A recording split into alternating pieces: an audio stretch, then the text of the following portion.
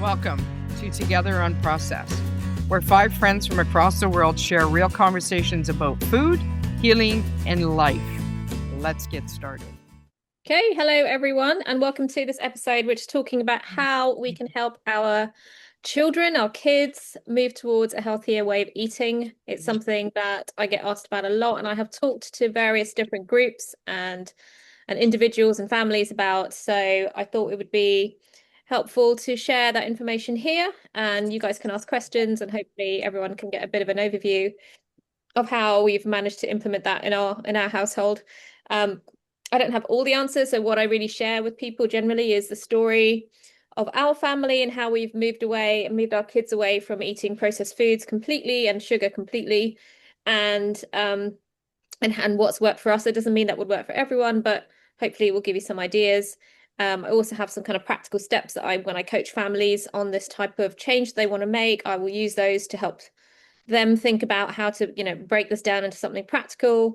And then I have some kind of inspiration as to, what you can eat as well, and what you can help your kids cook and what you can cook for them. So that's generally what I kind of include. And then, yeah, ask any questions as we go. Just raise your hand and I can answer them. So I'm going to share some slides, and they might just bring the whole story to life a little bit. This is normally what I use. Yep, perfect. Oh, Okay. what a beautiful picture. Oh, thank you. I So that's love me and my that. team, a little bit about me that I just kind of help people get a bit of background. I'm obviously a mum. I've got two teenagers, but we started our journey before they were both teenagers. So I've got a bit of experience in kind of the younger side of how to transition kids as well. My background is all in corporate marketing, but I'm doing a lot more consultancy roles at the moment in the low carb space, helping people grow. They're kind of smaller entities. I'm also involved in a charity called the Public Health Collaboration as a trustee. But another thing that I do is I do a keto and carnivore coaching for adults, but mostly more for families. And these have come through to me as referrals, normally from people that my kids are going to school with and people kind of in our network. But more recently, people contacting me online and saying, "Oh, I heard that you moved all your kids across to no sugar. How have you done it?" And so I've coached them through that as well. So I've done about probably 30 families now. So it's been good. It's been interesting, learned a lot, and has helped me kind of really hone the techniques that I've been trying to help people by sharing. So that's me and my two kids, Eden and Bailey. So Eden, I'll tell you a little bit about her. She's very carnivore. Um, she has had an interesting transition. She was about, say, 5 years ago, quite overweight. She had skin problems and she was very good athlete, but she hadn't got to kind of the very top of what she could do with her potential. And she has seen benefits in all of those areas since she has stopped eating sugar and carbs and pretty much moved to full carnivore. So her athletic performance has really, really improved. She was a very talented netball player, but now she's moved into handball and she's on the pathway to England handball. That's her kind of in her little t-shirt there. So she has had feedback from her coaches that she's moved across to change her diet, that her athletic performance is just like they keep saying to her, "What have you been doing? How can you have improved this much in this time?" And she's really seen that benefit for herself. And I think that's really important. I'll explain why in a minute. Her skin has got clearer, her hair is a lot healthier. She really has seen a change in her mental health. She did have one summer a few years ago where she just sat in the room the whole summer and just felt very down and very upset about life. And she looks back at that now and says, "What on earth was that? Why was I feeling like that? I've never felt like that ever since I've changed my diet." Um, she had way more energy. She doesn't have any cravings. She's what, as I say, she's carnivore. She's one of the strictest carnivores I even know. She has fallen off the wagon a few times, and every time she's done it, she has learned so much about whether that's worth it or not. And it is hard when you're a teenager to put up with the peer pressure that comes with that and what all your friends are doing and the need to feel like you're fitting in and that you're the same as everyone. She has, when she has succumbed to that, she's always regretted it. So she's now at a place where she's resolute that she will never eat sugar again. Like I'm probably more likely to eat sugar than her at this stage. And she just mostly eats raw meat and sometimes she has it cooked. But she's generally on the raw meat, just kind of beef. What she's really found is it's helped her understand more about herself because she's had to lose some friendships because of it, unfortunately, and she's been in some difficult situations where she's really been challenged on her views. She was at an outward bound weekend away, which you have to do as part of like a national curriculum thing, and you get an award for it. And she was told by the kind of the overseeing staff that she had to boil some pasta and eat it, otherwise she wouldn't get the award. Even though she had with her a whole bag of jerky and she had a steak that we dried for her and things like that, she had plenty of food. But she was pulled out of her tent and surrounded by a bunch of teachers saying, "You're going to be walking tomorrow 30 miles. You need to eat a bowl of pasta. If you don't, then we will fail you on this endeavor." And she absolutely stood up for herself and said, "There is no way in the world I'll be eating carbs. I will be eating what I have already." And they said, "Well, we're going to have to call your mum." And she said, "Well, please call my mum. That would really help me out, actually."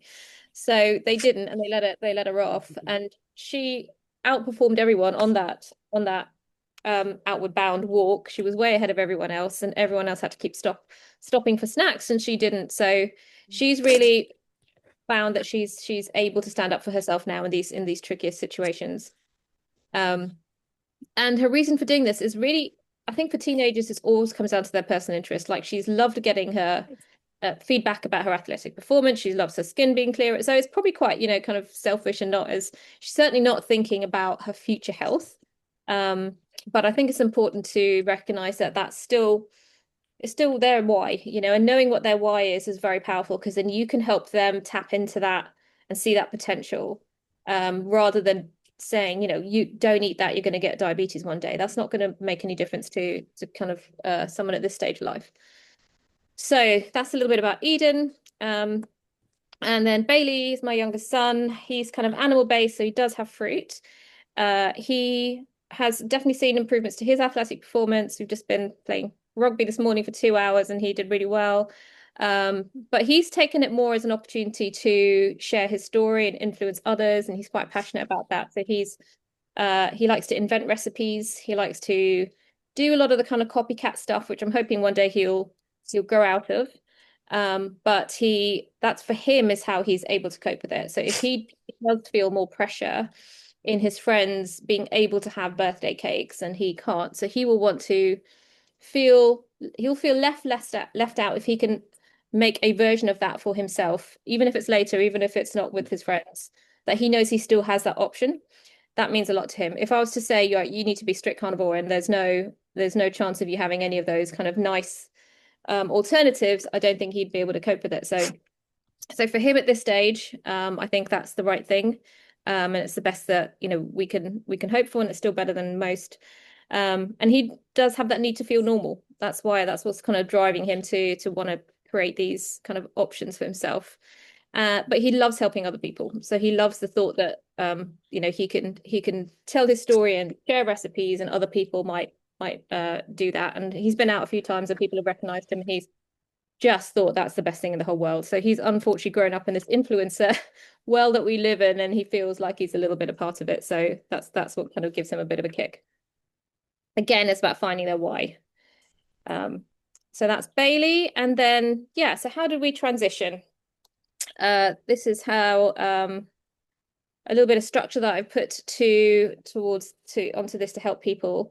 The first step, because a lot of people are starting at the place where they are eating everything, right? They're eating sweets and crisps and chocolates and all that kind of stuff. And their kids are normally eating at home as well. So step one for pretty much everyone is just get junk foods out of the house. Like just that can be one thing that is non-negotiable, that shouldn't have a massive impact. And if it does, then that's something to kind of explain and think about how you explain it. But you have control over your home and what foods you buy. And so junk foods just need to be gone out of the home. That doesn't mean they're never going to have junk foods, because as we all know, they'll be out and about, and they'll be with friends and at parties, and you can't control that. That's much harder to control, but you can control what goes on in your own house. So just don't buy them. Say they are not foods. They are not for us. You can have them occasionally if you want to, but you're not having them in this house. And when we did that, our kids didn't really think too much. We didn't buy that much to start with, but we just suddenly made it like it's not something we're going to buy anymore, even if you really, really want some. So that was the first step. I think that then sets a tone and a precedent for what food is and isn't. So most of the time then at home, they should be eating something which is a real food item. And what we've done in our household, is that we were on the keto diet before we were carnivore. And so we were reducing down quite a lot of the non-ideal foods, such as, bowls of pasta and rice and, those types of things, like loads of big kind of baguettes and sandwiches. So we started to reduce all of those out of our lives completely and increase the ideal foods. So more protein and more fat, real food sources. And as you're doing that kind of shift, I think it's good to have these transitional tools like replacement options that you can help them with, like maybe some substitutes for some of those kind of carby items while you make the meals move towards something which is a little bit more meat and vegetables, and then start to bring down the kind of carb level of the vegetables. So and along that way, we've used some of those replacement options and also had some, I really need to have something now replacement option on hand, like something sweet as a kind of a sweetener based version of it. But that's all seen as transition. That's not for the long term. That's just like, let's get us through to the point where they're used to having meals that look like this. And so you can do that at any kind of pace that you think is appropriate for you guys and what you think is the kids are ready to do next. And what that needs to be kind of underpinned with is a lot of what we found worked is a lot of conversations about why we're doing this. Like, did you know that, Special K has 4 teaspoons of sugar in it for every 30 grams, and we kind of measure that out. The charity that I'm involved with, the Public Health Collaboration, we have a lot of these infographics that you'll see on the slide there, which itemize and detail the number of teaspoons of sugar in different common foods. So that's just one example there. There's many other versions of that to cover all types of food.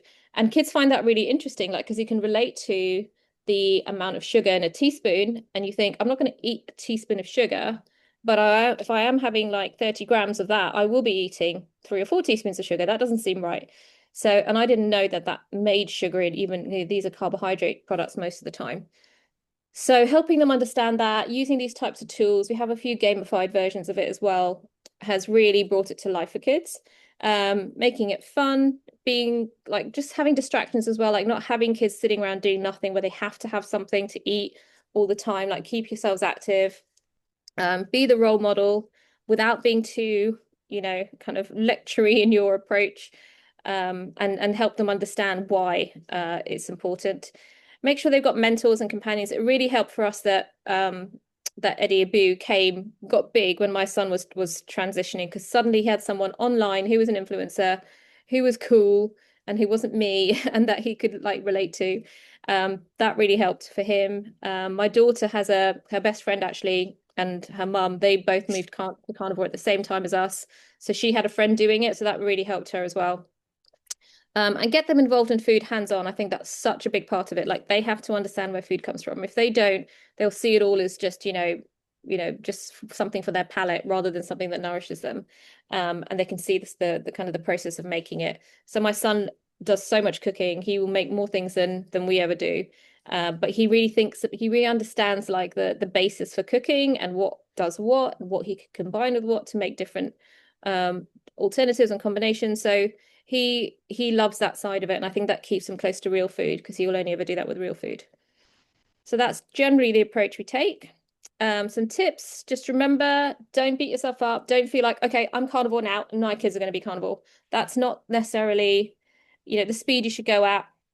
It is about the long term. It is about education. It is about seeding messages. Don't see it as like, okay, in 4 weeks I'm going to get them all, carnivore. You can get rid of the junk food. I think you can do that straight away. But how long it takes for you to get towards, what you might see as the ideal diet, just let that go at a natural pace. Um, and really like remember that 80-20 rule. What they're doing in your home is really important. That's most of the time. They will probably fall off and do other things when they're outside of the house, and that's not something I don't think you should beat them up about. Just control what you can, and I have found that by not being too strict on that front, they have naturally made the right choices in the end anyway. Really help them to relate to that why. My daughter was seeing, if she came down one day and her skin looked great, I would compliment her on that, and she would say, oh, okay, and then she's like connecting that in her head to her diet, and I can see her little brain ticking. So help them work that out and help them make those associations. Remember, your relationship with your kids is paramount to everything. If it is in any way changing how they relate to you, whether they like what you're putting them through, that's not going the right way. This has to be about them feeling empowered and informed and making a choice for their body for the long term, even if it's for different reasons right now. So it's their body and it's their choice, and you have to respect that as well. So some inspiration because people always ask me, what do you actually eat and what do the kids eat? What do you cook for them? So these are some of the things that we use to replace different meals at different points, which I'll share. Before I move on to that, Kim, did you have a question? Yeah, just quickly, when you're talking about Bailey and how, he's coming along and he's, transitioning to carnivore, did you find setting up his cooking social media account beneficial for him? Yeah, absolutely. So yeah, that was the saying about him feeling he can share his story online was part of the appeal. That was a reason for him to get more involved and invent more recipes because then he could share them with his friends and his friends would comment. So yeah, that's for him, that was like one of his whys. Yeah, I can be a role model. So yeah, Awesome. absolutely. And a lot of these pictures you'll see are of Bailey and in some of his footage. So some food inspiration. This is how we sorted out breakfast. We replaced the kind of toast element with chaffles, which is a mixture of like eggs and cheese. We used to make those every morning, and he used to then have that with sausages and bacon on top. Or he'd have scrambled eggs and chorizo. Pigs and blankets he used to love to do. And then we've got some more options here on, just sausages and kind of meats that he would have in the morning with eggs. And when he first started, this was like the big thing. Like he used to have such a structured carby breakfast for his whole life that we had to replace his breakfast with a decent, solid breakfast. Nowadays, he doesn't even think about breakfast. So this is what got us to the point where he could feel like he was transitioning in a way which made sense to him. And over time, he's played 2 hours of rugby today, and we wouldn't even thought of him eating before that. So he's fully fat adapted. But it's an important place to start because breakfast is a very significant kind of habit that a lot of kids are they're starting from.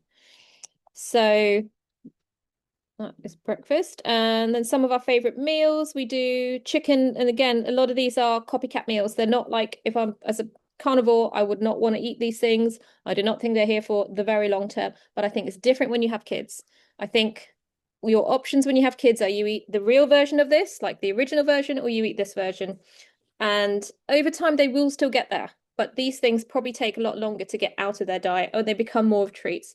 But when we started off, we were doing a lot of chicken with the pork panko as the breadcrumbs, pizza bases without the base, with the base, beef tacos, and the tuna fritters are actually something we still make quite a lot. We like those, which is just tuna and cheese and fried off, and some egg to bind it. But this used to be maybe like I'd say 80% of what we used to eat before for the kids. Nowadays, this might be 10% of what we eat. Like that's how often we will make this type of thing. We haven't made pizza in probably about 6 months. Probably because we've had a Beauvais scare in the UK, so we kind of stopped buying certain cheeses. But the tuna fritters we'll make kind of from time to time when they feel like something different. But these tend to become, just a way of having something different rather than the staple. Our snacks, we have a huge production of jerky, I think I mentioned before, in this household, where we use a slicer, and then Bailey is very involved in this, and he puts it all onto the rack and salts it, and then he makes his own jerky. We don't let him do the slicing, just in case anyone's worried about that. We make pemmican, and we also have some carnivore bars if we need it. And that's him meeting Eddie over there, which he was very excited about. And Eddie loved his jerky. Halloumi, he will make from time to time, and we've made kind of cheese crisps, steak jerky. He invented cheese crisps. He used to just get cheese, put them in a pan, make it really crispy, and then put stuff on top. And I'm like, how did you figure that out? He's like, well, I just did it. So that was his little innovation. Then we've also made carnivore bread, which is the pork panko and egg version, which I don't mind them doing if they want to do it. Then for him, he loves having something to do. So I'd rather he's making something that was purely carnivore than kind of too dairy ridden. Um, and yeah, and then we've got various different egg breakfasts. You can do eggs different ways. He likes making kind of things to serve people. So he will do salmon mousse and put that onto jerky. We've done prawn cocktails. Loves crab mousse, and we make mayo as well. And yeah, and obviously beef is just the staple really. So he's a big fan. We'll eat it in the house or outside the house. And my daughter will have it raw, most as I said.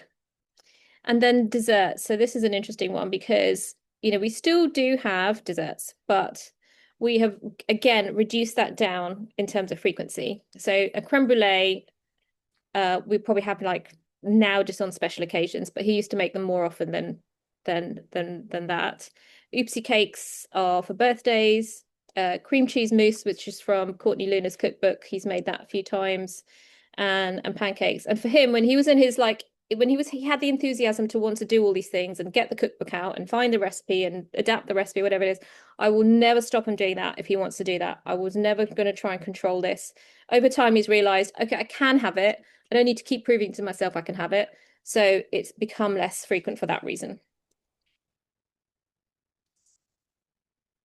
And then holidays, that's one of the main areas I think we fell down on once when I thought, okay, they're pure carnivore now. We'll try and get through Christmas and not have any like carnivore desserts and and just have a cheese board or something. And we ended up having a problem because the rest of my very large family had a huge array of desserts with sugar in it. And then the kids saw all of that and said, oh, that's not fair that we can't have it. And then they wanted to have it. So we let them have it. And then my daughter was like, well, why didn't you make something that was, we could have had? So I'm not taking that chance anymore. And I will make sure for holidays that we have sugar-free versions of things that they will feel is comparable to what everyone else is eating, because I think it's too risky to put that in that environment without it. So generally Easter we have, the 100% chocolate, or we don't have it. Halloween, we used to do switch, but they've kind of grown out of that now, where they can get the candy or the sweets and then swap it for something else. Christmas, we go keto. So that is our kind of Christmas desserts. I do a Yule log, which is, 100% chocolate, no sugar in it, made with meringue kind of inside. And then that's a tiramisu on the right there, which again is made with an oopsie cake as the kind of sponge, and the mascarpone and the eggs, and no sugar in it. And then birthdays are oopsie cakes, as I said. So we have these are strategies and tactics to get us through holidays and for them to feel like they're not going to be tempted by anything else. I'll just leave that up there for people who want to pause and see it, but it's a bunch of resources that people can use to help them get themselves, read up on different ways of moving towards a healthier way of eating. Some of them most of them about sugar, but there's a few other options in there that you might be interested in. And that's it. That's how we have got ourselves to the point of not even thinking about sugar anymore and not having any cravings. And the kids, comment all the time about, it would be so good if that person didn't eat sugar because look how they're, they've got potential and they have, they start to think like that, and I just leave them to it, and feels like we've got very, very far along the lines, and it's worked really well. Not perfect, but I'm really, really happy where we've got to for where they've come from. So yeah, I'll stop sharing. Kim, you had a question? That's excellent information. I mean, I've had people talk to me too and say, not that I'm, a qualified coach or anything. I just go off of my own experience being carnivore. And one of the biggest things that they have is even a keto family. And I'm going to talk keto because not too many people that I know that have children have transitioned to carnivore yet. But they say the biggest struggle they have is, especially when the children are older, is transitioning them to keto. You got the peer pressure and they just are damn adamant they're not changing. And you talked about the why or whatever. Like, how were you able to reach your children to get them to do that leap? As you said, you went into keto, because I have a couple of friends that are just struggling really bad. And especially because their children are like, 14, 15 years old. Yeah. No, that's where everybody starts, like in a place where like how do you do it? And I would say you have to be strict on the junk food. Like for me, that's That's what flips it a little bit, because when they're so used to going to a cupboard, expecting to see something that they can just shove in their mouth, which is nothing, no bearing to kind of to real food. If they think that that is an option at home, I don't think you can ever break the back of this. I think you have to make that your first step, and then everything else may be slower or faster depending on, how engaged you get them and all the other things. But you have made a huge step forward if you do not have anything that they shouldn't eat in your house to start with.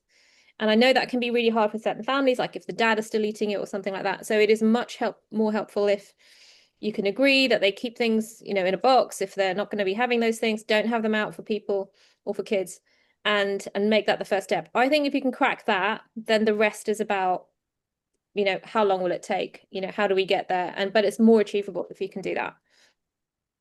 So you were talking about like transitioning from the sugar or whatever, did you actually start using supplements for the sugar like allulose or whatever? And what did you actually use the most? Yeah, so all those kind of dairy looking desserts were what we used.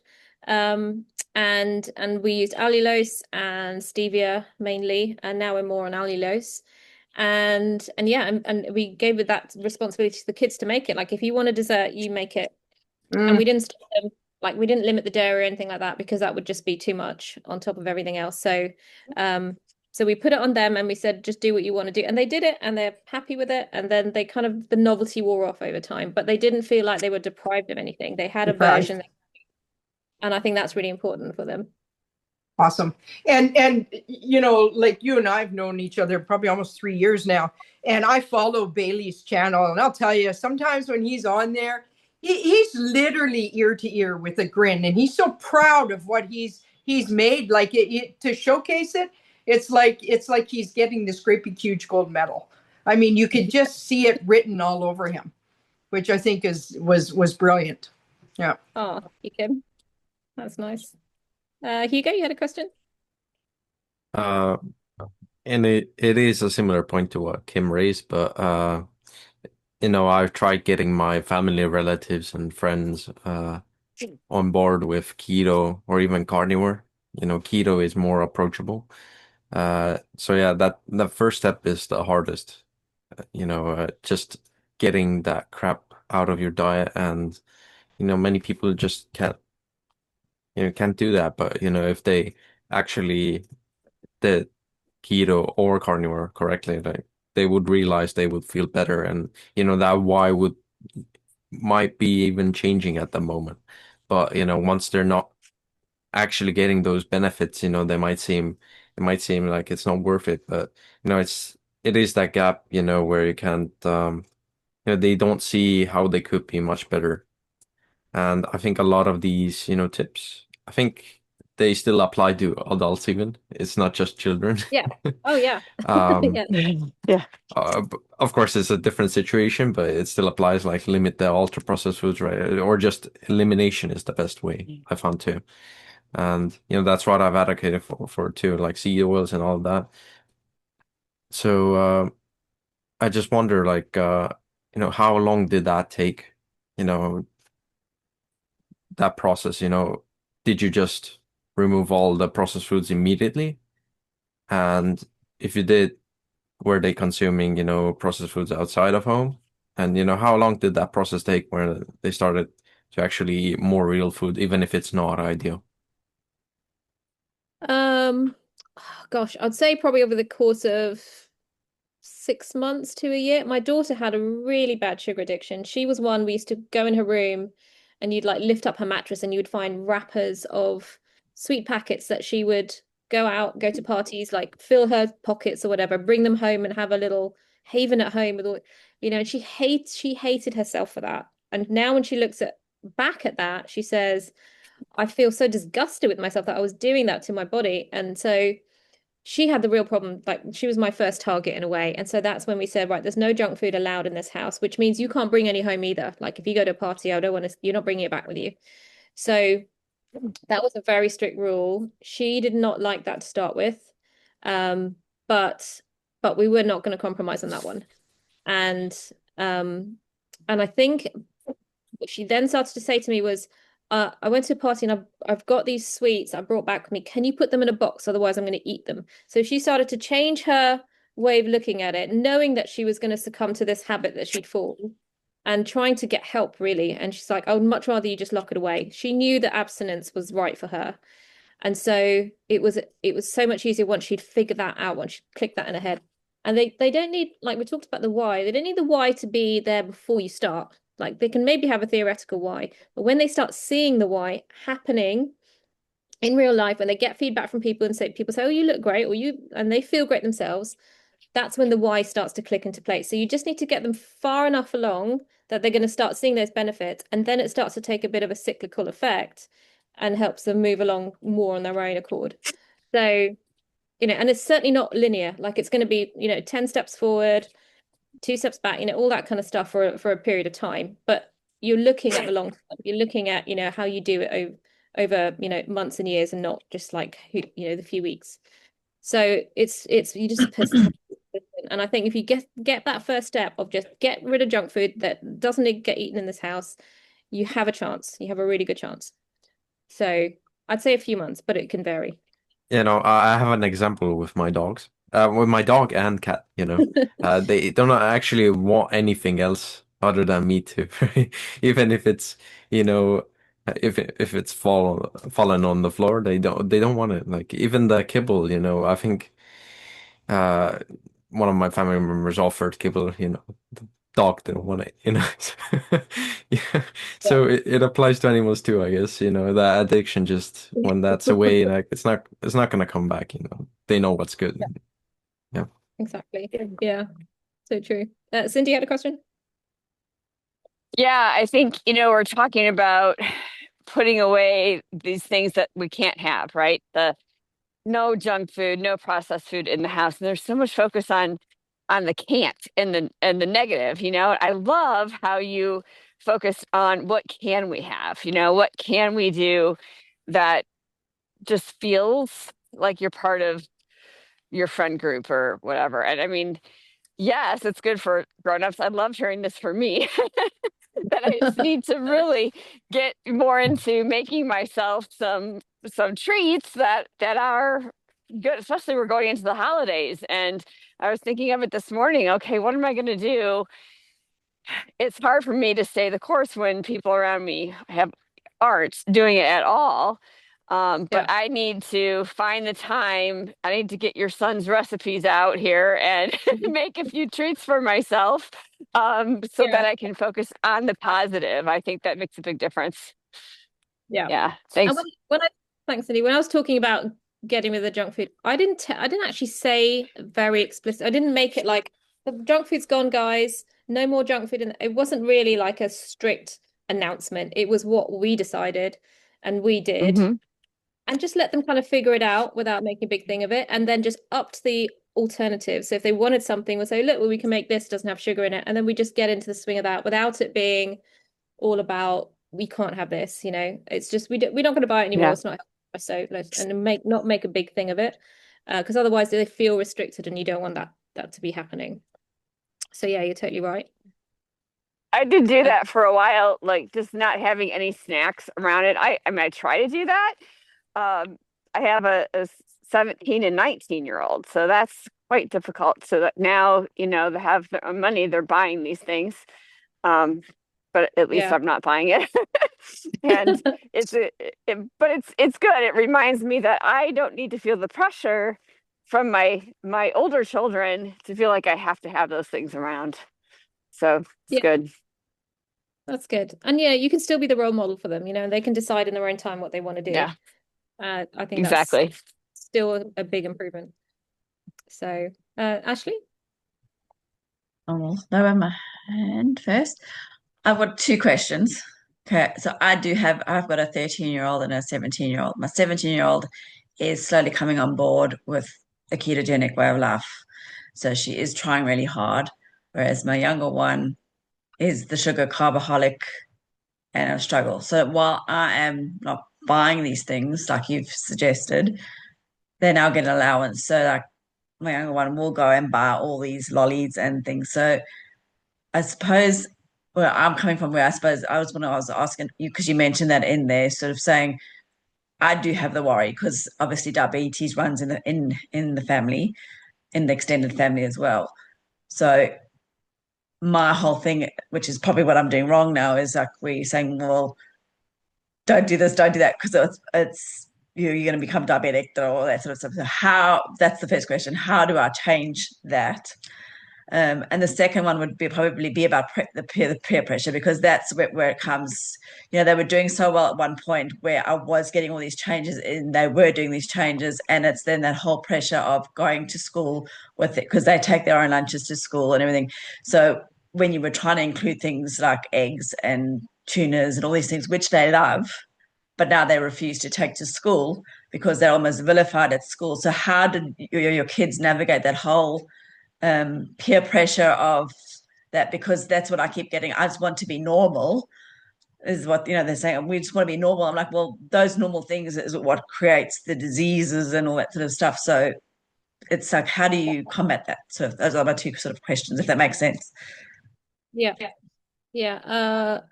I've forgotten your first one though. Sorry, but the peer pressure one, we so we went through a period where we were giving my daughter a flask every day full of like scrambled eggs and bacon, or scrambled eggs and chorizo or something like that. So it'd be hot for her at lunchtime. And every time she opened it, her whole class would be like, "Oh, that's disgusting. It smells of eggs. How can you bring that to school?"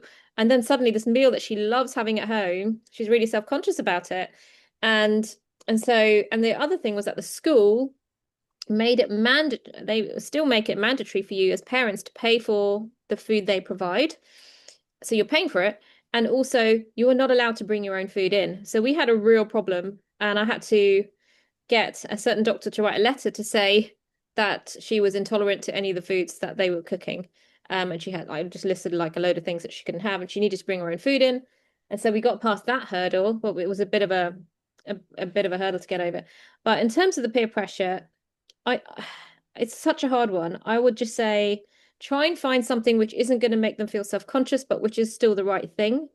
Like eggs started to get very difficult, so we tried to like come up with something else and just give her different cold meats and things like that, where they are not feeling self-conscious about it, but they still have an option to eat properly. If they can find a mix of that, that can be quite useful for them. And now, like my daughter goes to school and she fasts the whole day. So she comes home and eats in the evening. She doesn't even care about food when she's there. So she's kind of moved to a whole different like level. So it's not easy though. It really, really isn't. And that's what I mentioned about friendships. She fell out with a friend that said to her that her flask stank of eggs. And she started to feel, for whatever reason, like she wanted to resist that. She didn't want them to be able to say to her that she couldn't eat what she wanted to eat, or that they were putting down her food. And so we found her different solutions, and she went with that as opposed to just falling off the wagon altogether. But you have to have those different options, whatever they could be, or they could fast. But I don't know, not many kids probably are ready to fast yet. But it's tricky. It's really, really hard. And where we ended up with the school, funnily enough, is that she made friends with the chef, and they're in different schools. And this has happened in both schools. They've made friends with the chef. They've told the chef we only eat certain things. And so now the chefs are keeping that aside for them and giving them more of that. And we would never been able to implement that if we'd gone into the school and said, my kids only eat, meat and a few veg or some fruit. The school would have just said, no, you can't just be given that. You can't be given a bigger portion of meat. But now that they've made relationships with the school canteen staff, they're just giving, oh, you want more sausages, Bailey? Yeah, here you go. So it kind of on the ground, you can make it work if they just have enough of a, assurance that about what they're doing, and then they're going to stick to it. But I'm not saying it's easy. Like it's going to be some some turbulent times getting. Real people are nicer than bureaucrats. That's the. I think absolutely. That's don't even bother going top down. Don't bother. Yeah. And the other one was about the diabetes, about just how do you combat with not saying, well, you're going to, because you mentioned that in the presentation that you did. So what are the things that you were saying instead? Because that's probably things that I need to change. So those are the kind of tools I think you can, like, resources you can use, where you can have these like infographics, just stick them up there, or play a little game of like, guess how many teaspoons of sugar are in, this bowl of cornflakes or whatever it might be that they're eating. Not necessarily something they're eating to make them feel targeted, but just as a general exercise, a general game. And there's quite a few that are in there that are quite surprising. And so you can gamify it a little bit and make them guess which one is the highest. Then they're engaging with the whole exercise. And it's a bit of a, they're trying to use logic, and then they get it wrong, and then you're surprised because something has more sugar than you realize. And so that their brain starts to think that way. So I think that's quite a useful way of getting the diabetes message across without saying, stop eating that chocolate bar, you're going to die of diabetes. So The teeth are going to fall out. Yeah. And I said that one time and I regretted it, because my daughter says to me even now, do you remember that time you said to me I was going to get diabetes if I ate this bowl of like whatever it was? And I said, yeah, I do remember saying that. And then as soon as I said it, I thought that's wrong. That's going to like affect her. So I'm not going to say that anymore. But there's other ways to plant seeds. So you can definitely still plant seeds, and keep it in conversation as well. Like today I watched a podcast and someone said that their kid ate this and they felt great, or that they were able to lose weight from going through all of these changes to their diet, and it was a really great story. Do you want to hear it? So stuff like that, which maybe will kind of prick their ears up if you can figure out their why and what might, if it's a skin thing or a hair thing. Like my daughter's best friend suddenly realized that she didn't have any more split ends. And so she could dry her hair with a hairdryer and she didn't get split ends. Like that, she was telling all her friends that. And like I would never have thought of that why, but that's one big why that she had. And then they started to share it amongst their friends. They're all like, oh, how come she's not, her hair's looking so good right now. So, the kind of the whys when they come out start to take over and have their own power. You're just trying to get them far enough to experience that. So Thank you. yeah, hope that helps. Kim? I'm like constantly writing when you guys are talking. There's so much good information there. So one of the things I was thinking, you said that Bailey is fat adapted and stuff like that, but he still occasionally eats fruit. Do you find that when he eats fruit, it's hard for him to transition back into his keto carnivore? Like, does he struggle with that like we do? I don't think so. I'm not, I'm saying when he's at the house at his friend's house, if he was to have something non-ideal, it wouldn't surprise me. But he certainly has no interest in it in the house. And so I think, again, 80-20 rule. He's, at the moment it's between, a dairy sweetened dessert or some fruit. I'm kind of ambivalent which one he goes for. As long as he's not going for actual sugar and actual junk food, I don't mind. So I don't think it had. I would love it if he didn't need the fruit and if he didn't feel like he could get away without the fruit, but he's not there yet. So, but he knows the information, right? So he's got a long way to go, and he can use it. And if he can start to see differences in his own performance, and he's still quite young, but when at some point he'll start to mature and think, oh, I wanna have a healthier body, or I want to build muscle or whatever it might be. I think he'll do that. He's got the information, and that's, I think, an important place to be. And then the rest is up to him, really. Yeah. And does our wonderful Dr. Chafee have an impact on him too, with being a big, strong, burly guy? Yep. And his own dad. So yeah. Oh yeah, don't forget the father. Yeah. I wish I had I grew up like that. Like I wish I would have had that kind of environment, that kind of information, that wasn't present. So it's amazing that you're doing this, right?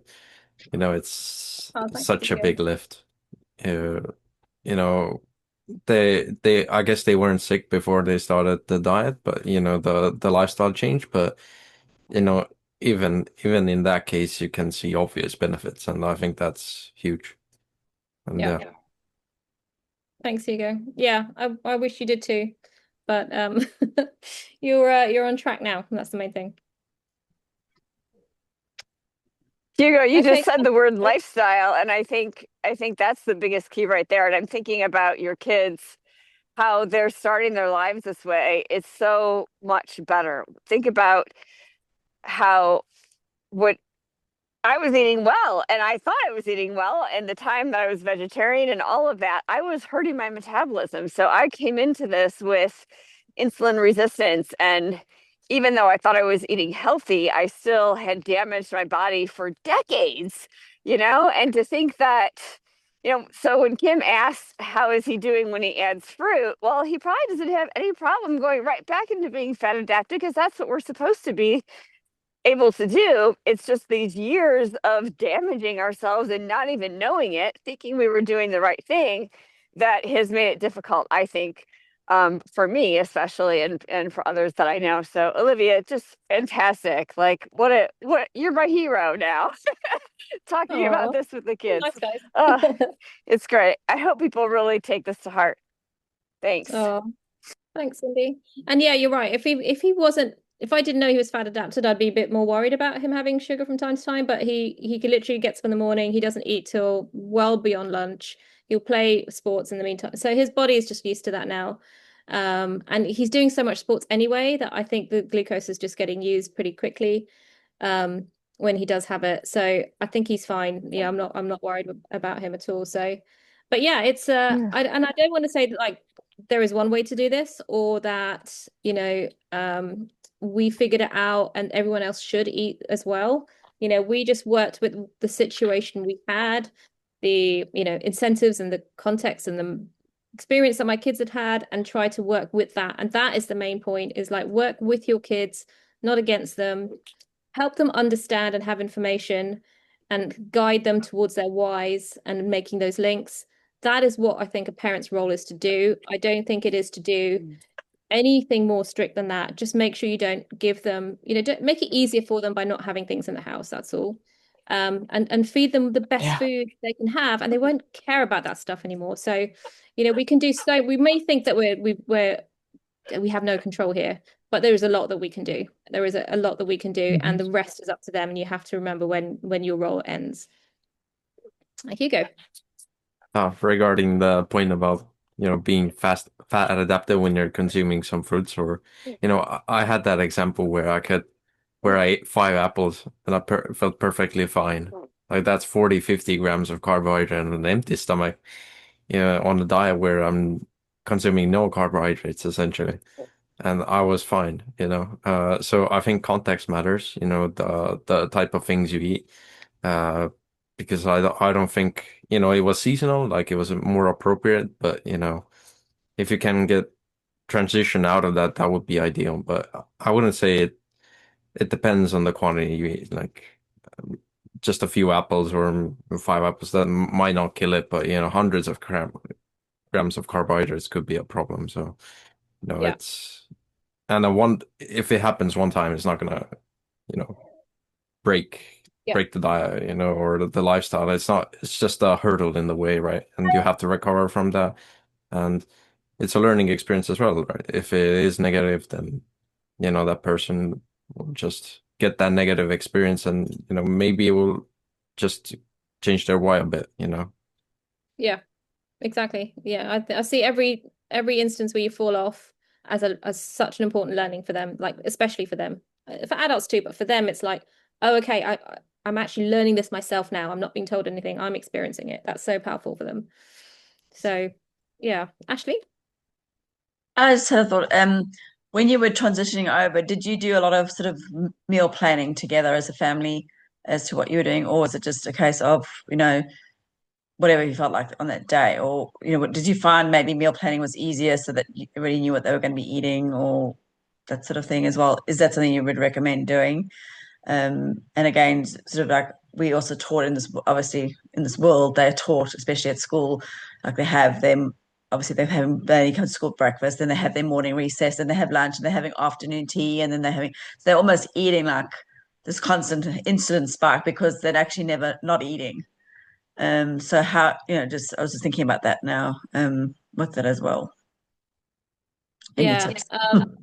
So meal planning, yes, to a degree, because the kind of the photos that I showed you were basically the full extent of our meals. So we would just repeat that. Basically, we just make sure we have the ingredients to have that every day, maybe with a bit of variety and change. But when we eat this way, you don't have that much variety. I mean, you can, but we figured out what they liked, and then we just did that on a slight variation. As for having kind of break times and all that kind of stuff, yeah, that is probably was some of the challenges. Like, especially when kids, they have tuck shops at school, they can go and buy, some pastry. I mean, at both my kids' schools, they have pastry for breakfast. Like when you get there, like that, they're giving kids pastry for breakfast, which I hate. Another thing they do is they have treat Fridays in one of my kids' schools, where every single Friday someone in the class had to bring in enough sugar and basically chocolates and biscuits or whatever for the whole class every single Friday. So like every Friday you're basically eating junk food, and I had a massive issue with that and the school, and I spoke to them and said she will not be having any of that. She does not get involved in Treat Friday. And she was happy to have that because she knew she had an addiction to sugar. She needed me to be a little bit more, kind of draw the line here and give her a bit of a boundary, because she knew she couldn't control it otherwise. And so we had to take a few steps like that with the school. Yeah.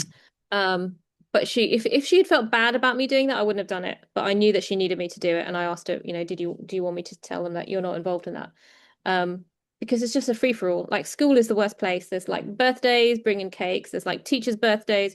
Every single day is a day to all eat junk food. Like, it's crazy. The concept of a treat is just lost. So you have to take control of that. You have to say, well, treats are going to be actual treats, and they're going to be less frequent. And so we're just not going to get involved in the school giving our kids this stuff. So yeah, but you have to do that in conjunction with your kids. That's the most important thing. Like, if they feel my parents done this to me and now I have to sit in the corner by myself, then that's not going to work either. So it's that education piece with the kids is just so important. Otherwise, they will feel hard done by. They will feel like they're being deprived and rebel against it. And you don't want them to rebel against it. You don't want them to do this because they have to. You want them to do it because they know it feels better for them, and they want to do it. So that would be not easy, but really worthwhile trying to aim for that, I'd say, and you'll get there in time. Thanks. There's a hidden trick, with making meals at home, right? If you're feeding them animal-based foods rich in protein and fat, that's extremely satiating, right? So if you're eating to satiety, that automatically, makes you less, want other foods. You don't really have cravings because your body is satisfied, right? And even if you eat during the evenings, I think next day, like, at least personally, I don't have any hunger at all during the day. It's only until the evening where I get hungry. So I think that's a powerful effect, that's not often seen. If you're cooking meals at home, you can use that to your advantage, right? And boredom is a big role too. So if you and you do this, Olivia, is your children are involved in so much stuff. And one of the things that I found when I was falling off the wagon, and I talked about this probably a year ago, is when I'm bored and I'm sitting there and I'm watching TV and I'm doing nothing. It's just like, what the hell do you do with your hands? And chances are, playing a video game for a very long time. And it's like, and then all of a sudden I'm done and I'm sitting there, and boredom plays a huge role as well. I believe for an adult. I agree, Kim. Not having, food as your hobby, Okay, making recipes, cooking, that's a bit different than eating it, like eating shouldn't be a hobby, you have, like, when you're watching TV, you shouldn't need to necessarily eat or do that, like, there are maybe better times for that, and it's just that's a bad habit. Yeah, it is a bad habit. Many people have that in cinemas too, right? Popcorn and all the. Yep. Yeah, and I think kids are going to be way more prone to wanting that stuff. And so you do, what adults, we can say, look, I'm not going to have snacks. I don't need it. I can abstain. Kids, is much harder for them to not have snacks, because that's just the culture they're in, and they don't have any reason not to. So we use those big bags of pork rinds, like those are our snacks. If you need something where you want to feel like you have to open a packet and put it in your mouth, then you're going to use that. And that's kind of solved that, really. We just need to have those things on hand. And that crunch too, Olivia? It's like, how people are so hooked on potato chips and all. One of the biggest things I hear is that, oh, I miss that crunch. I miss that texture in my mouth. And that's one thing I found for myself was pork rinds. And I always have beef jerky. I have beef jerky all throughout all my freezers. And if I'm going to snack, that's what I'm going to snack on. Jerky is Yeah. terrific. Yeah. Jerky is the answer to life, I think. Yeah. And Ash, just in terms of what you said, Ash, about them going to school, I should have said, like, breakfast, that's when we did a lot of breakfast. Like, we stuffed them up at breakfast time before they went to school, and it really helped them see their way through the day. And then if they did they're less likely to be tempted, and then less likely to want to have anything at school. So we then could just supplement them with more like jerky and things like that. I didn't need it to be some big production at school because we'd done the breakfast properly. So that's a good way of kind of managing it as well. As soon as You know what that reminds me of is back in the day, you're reminding me of my childhood. Breakfast, breakfast, breakfast. That's all you heard. You had to have your breakfast. But what did they give you? A whole bunch of sugar. It was waffles or cereal, God forbid, all these things. And I have memories of, first of all, having a lot of headaches in school and just being so hungry before it was time for lunch. I was crashing all the time. And then you have lunch and then you're crashing. You can't wait to get home to have something else. And I think the power of being fat adapted is really underrated. Like, people could really understand what that means and how you feel so much better, and you can go long periods and not even think about food. Huge difference for me. Yeah. So just a quick question about your daughter fasting. How did she know that when she was ready to fast? Because obviously, my daughter would probably want to fast, but I've just told her she's not ready. I don't believe she's ready to fast.